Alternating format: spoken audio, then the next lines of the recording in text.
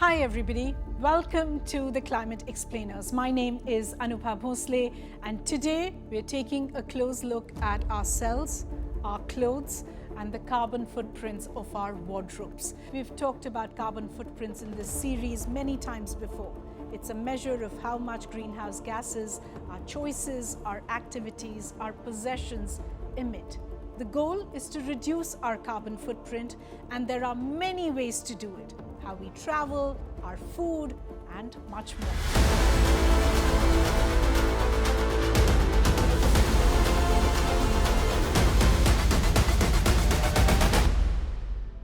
Now, many of you asked for an episode on planet-friendly fashion, and very rightly so. The textile and clothing industry is one of the most polluting.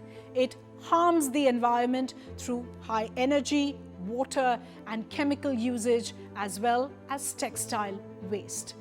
Apparel and footwear industries actually create 8 to 10% of global carbon emissions, and they surpass aviation and shipping combined. Textile dyeing and finishing, that's 20% of industrial wastewater pollution.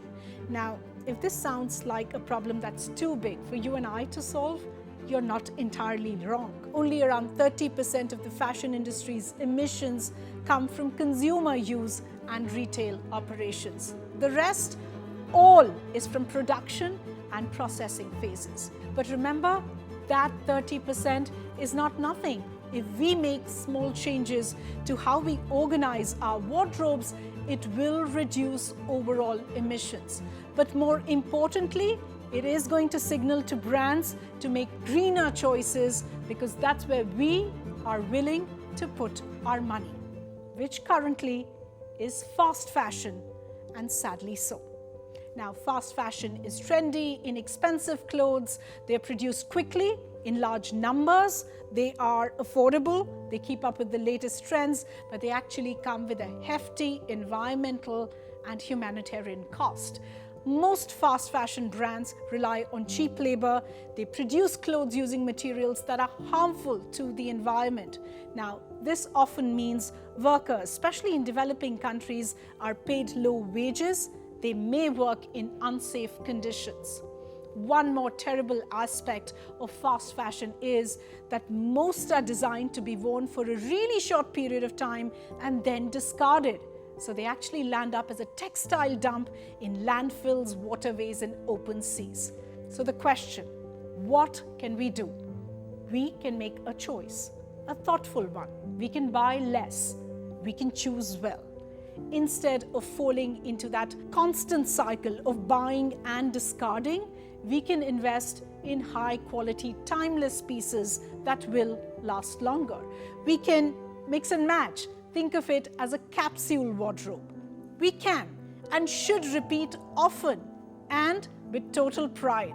We can explore thrift stores, flea markets, and online platforms for second-hand clothing, or what's called pre-loved clothing. These items still have a lot of life left in them. You can also look for brands that actually prioritize sustainable practices, such as reducing waste and using organic or recycled materials.